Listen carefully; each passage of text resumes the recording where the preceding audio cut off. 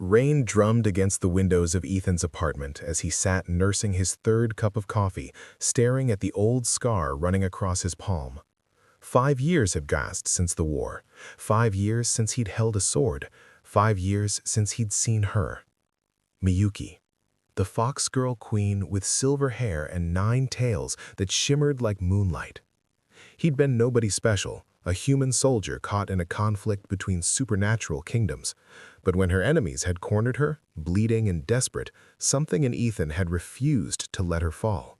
He'd fought like a man possessed, taking wounds meant for her, buying time until her royal guard arrived. She'd pressed something into his hand as they carried her away, a jade pendant shaped like a fox, and whispered words he couldn't quite hear over the chaos. Then she was gone, and the war ended 3 days later with treaties Ethan didn't understand. The pendant sat on his nightstand now, its surface warm despite the cold room. He was reaching for it when the temperature dropped 20 degrees in an instant. Frost crept across his windows in impossible patterns. The lights flickered, died, then blazed back to life with an eerie blue glow. "Hello, Ethan." He spun, coffee mug clattering to the floor. She stood in his living room as if she'd always been there. Miyuki looked exactly as he remembered, yet completely different, older somehow, though her face remained ageless. She wore flowing robes of deep crimson and silver, and her 9 tails moved independently behind her like living silk. Her amber eyes held depths that hadn't been there before, power, pain, and something dangerously calculating. "Miyuki?" His voice came out hoarse. "How did you—" "I needed to ensure you were safe before I entered." She stepped closer, and Ethan caught her scent, jasmine and wood smoke. "There are those who watch, who wait." "Wait for what?" "For me to make a mistake." Her hand reached out, fingers ghosting along his jawline. The touch sent electricity through him, just as it had that night in the battlefield when she leaned against him, wounded and vulnerable. "For me to return to you." I don't understand. You disappeared. 5 years, Miyuki, not a word." Her expression flickered, something almost like guilt. "I had no choice. My enemies. They would have used you against me. Used what we—" She stopped, tails curling protectively around herself. "But circumstances have changed. The debt I owe you must be addressed." "Debt? I didn't save you for payment." "I know." She moved closer still, and now he could feel the warmth radiating from her despite the frost in the air. "Because you asked for nothing, and now everything demands I give you the truth." "What truth?" Miyuki's eyes glowed with inner fire. "The war never ended, Ethan. It just went underground. And the man who tried to kill me that night, he's coming to finish what he started. And this time, he's coming for you, too." Ethan's apartment felt too small with Miyuki's presence filling it. She moved to his window, tails swaying as she gazed into the rainy night, and he found himself staring at the elegant curve of her neck, remembering how it had felt pressed against his shoulder as he'd carried her from the battlefield. "You need to explain," he said, voice steadier than he felt. "All of it. During the war, I discovered a conspiracy within my own court." Miyuki turned, and in the dim light, he saw the weight she carried. "My advisor, Takeshi, he orchestrated the ambush that nearly killed me. He wanted my throne, my power. When you saved me, you disrupted his carefully laid plans." "So why not expose him then?" "Because I had no proof, only suspicions." Her hand moved to the pendant around her own neck, a match to the one she'd given him. "And because he had allies I couldn't identify. If I'd acted rashly, it would have meant civil war. So I strategically withdrew, let him think me weakened, traumatized by the near-death experience." Ethan stepped closer. 5 years is a long time to play weak.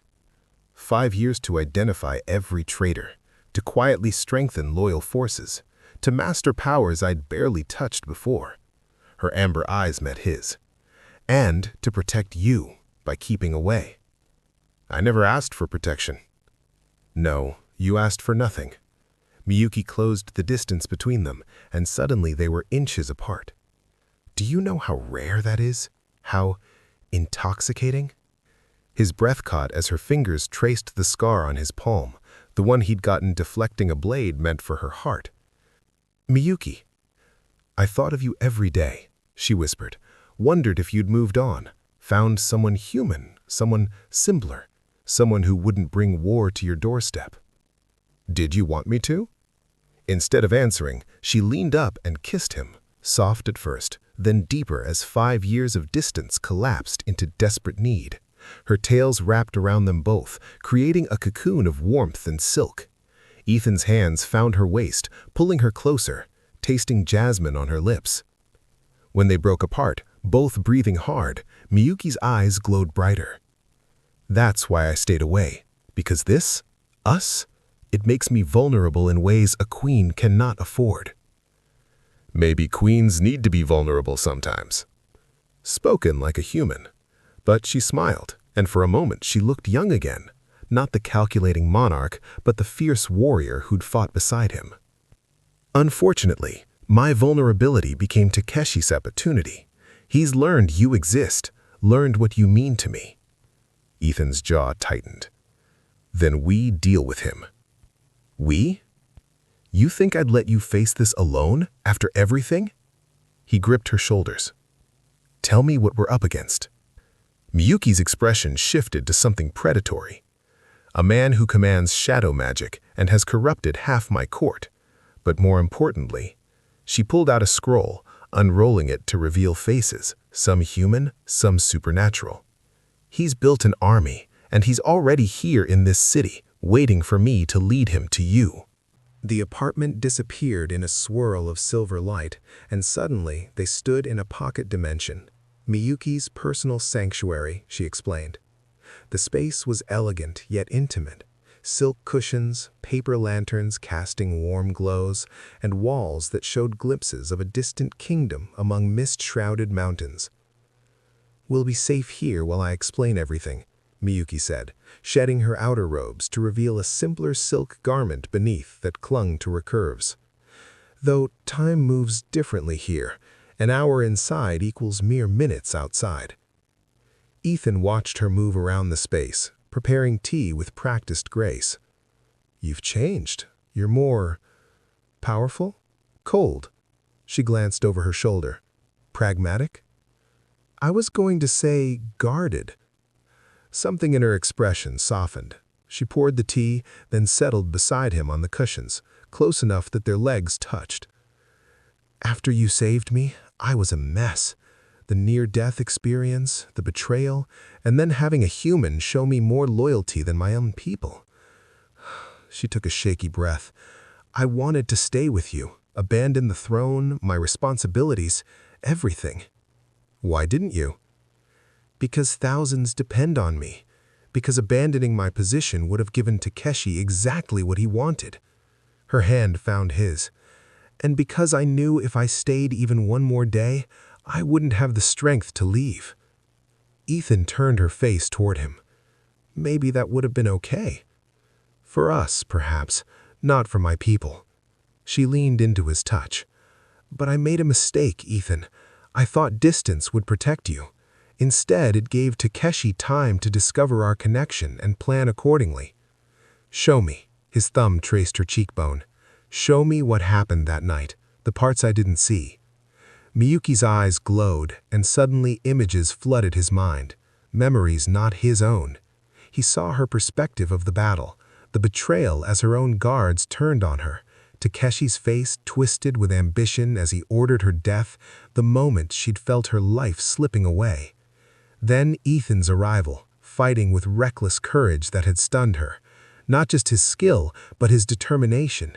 The way he'd looked at her not as a queen to be awed by, but as a person worth saving. She'd felt something crack open inside her heart in that moment. The memory shifted to later, Miyuki alone in her chambers, crying while holding the matching pendant, whispering his name into the darkness.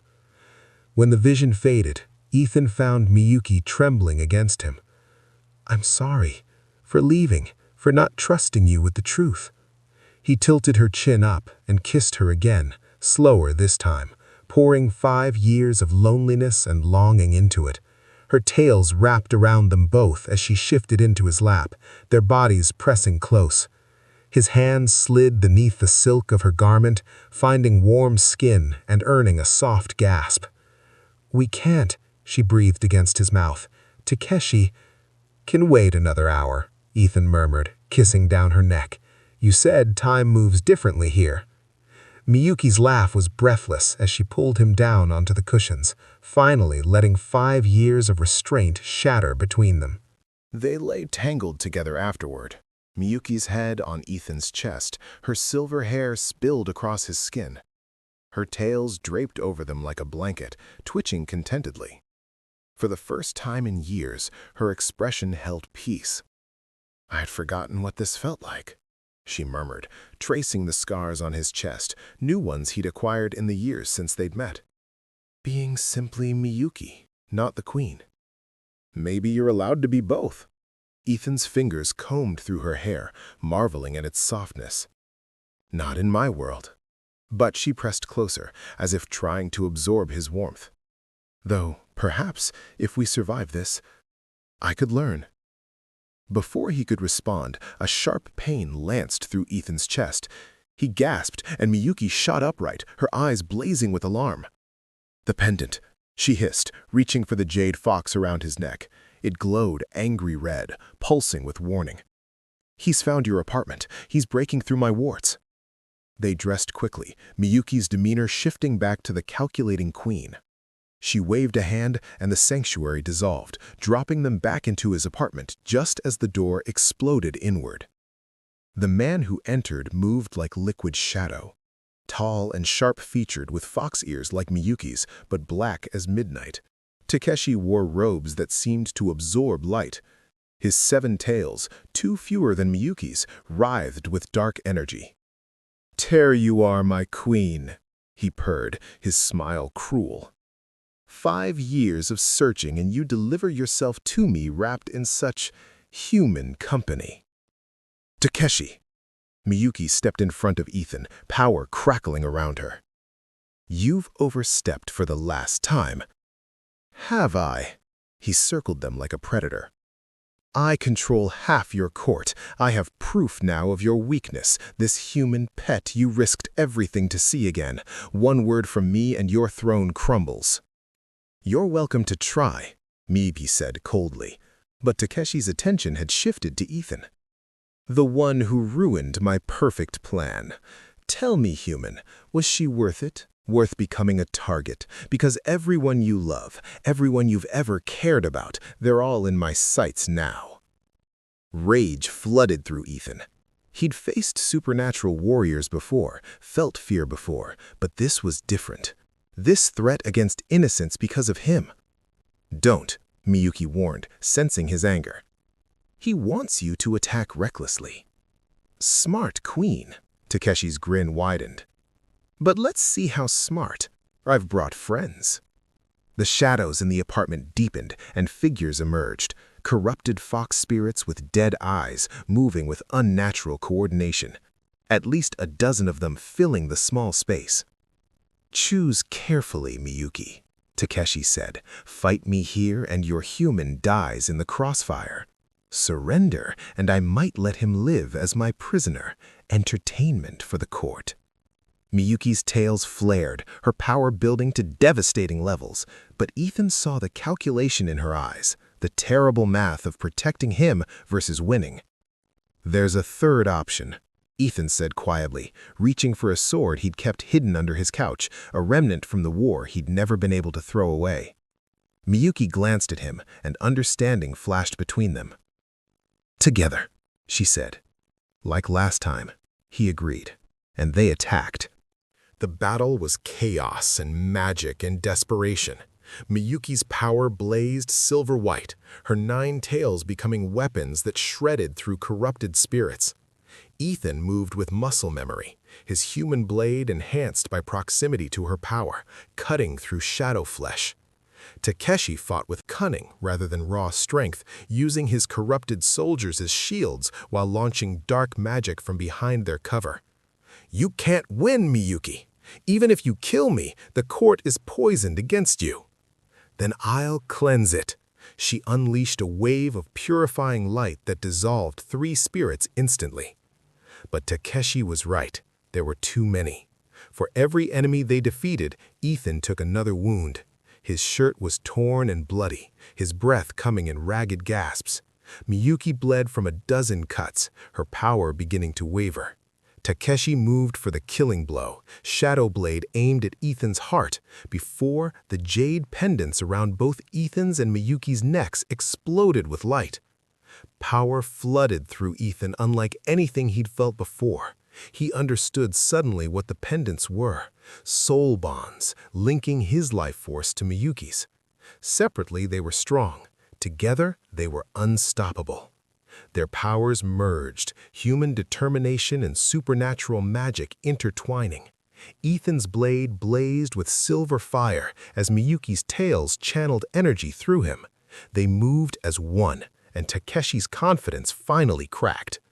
"Impossible!" he hissed, backing away. "No human can wield—" Ethan's sword found his chest, and Miyuki's power surged through it, burning away shadow and corruption.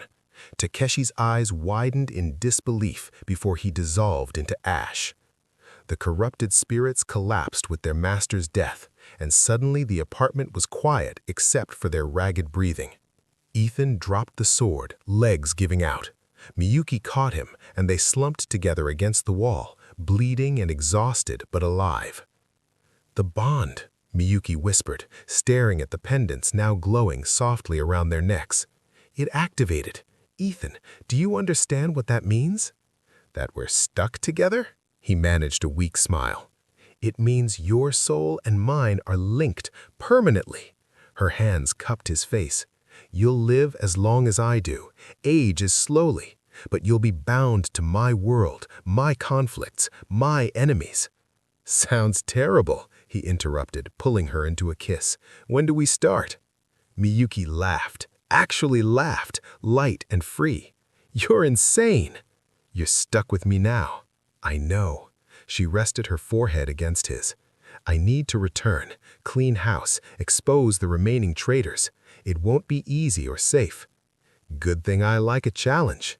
Ethan stood, pulling her up with him. "Besides, someone needs to make sure you don't sacrifice yourself for your people again." "Presumptuous human." "You're presumptuous human." Her tails wrapped around him possessively. "Yes, mine." As dawn broke, they stepped through a portal into her kingdom, ready to face whatever came next, together. Behind them, a new jade pendant appeared on Ethan's nightstand, glowing softly with promise. Their story was only beginning.